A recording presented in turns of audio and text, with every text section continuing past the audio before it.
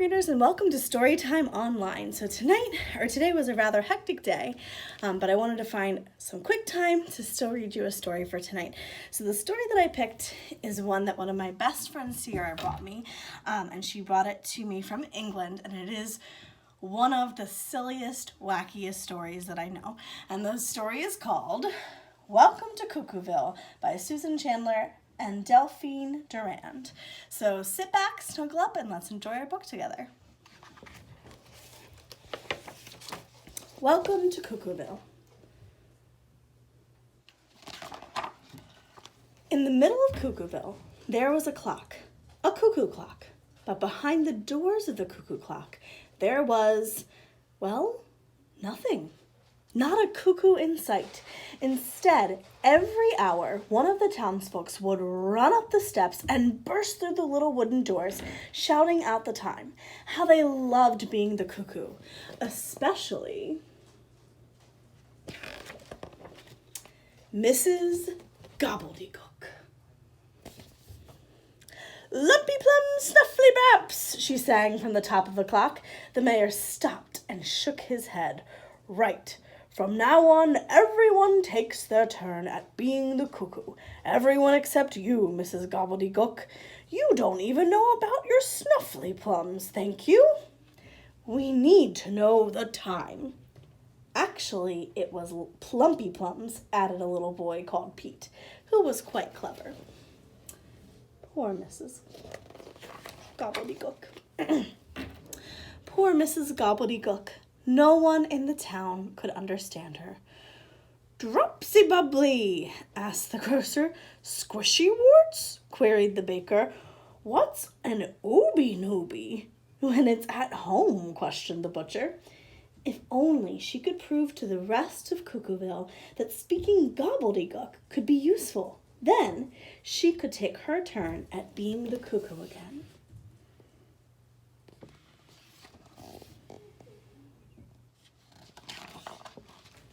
One day, a strange vehicle came rumbling over the hills.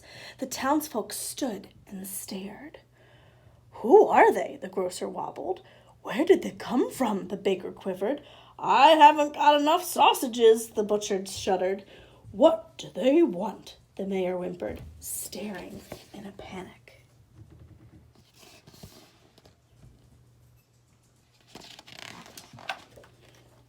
The vehicle stopped. The doors opened. The steps came down. "Visitors!" cried the grocer, tossing some tomatoes. "Strangers!" yelped the baker, lobbing buns in the air. "Aliens!" boomed the butcher, chucking his chops in a fluster. The townsfolk panicked and ran in all directions. Until they got tangled together and landed in a hysterical heap.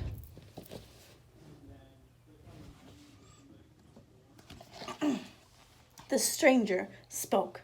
The townsfolk wriggled. The mayor popped out.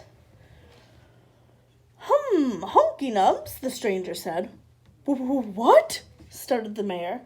"He sounds like Mrs. Gobbledygook," Pete piped up.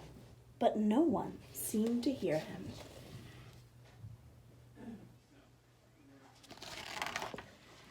But then Mrs. Gobbledygook appeared. She marched right past the mayor and greeted the strangers with a smile. "Nubbly crubs," she said politely. "Nubbly crubs," said the stranger.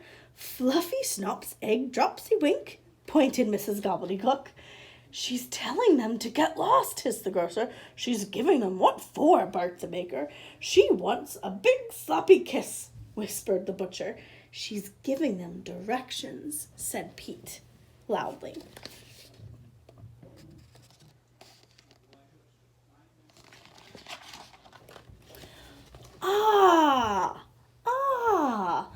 Ah, breathed the townsfolk with relief. "Directions." "Directions," said the mayor, realizing that all the panic had been for nothing. Actually, he felt a little embarrassed. Then he turned to Mrs. Gobbledygook and whispered something. Mrs. Gobbledygook nodded her head and then walked towards the clock.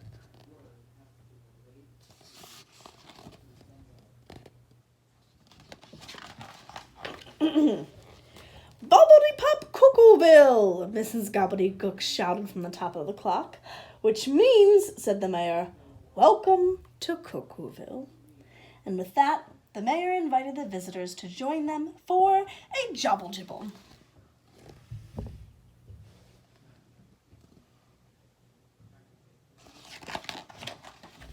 Which, to you and me, is, of course, a party.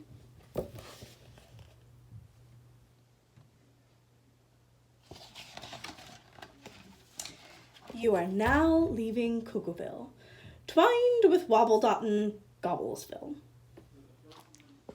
The end. I hope you enjoyed our silly story for tonight. Sweet dreams and happy reading.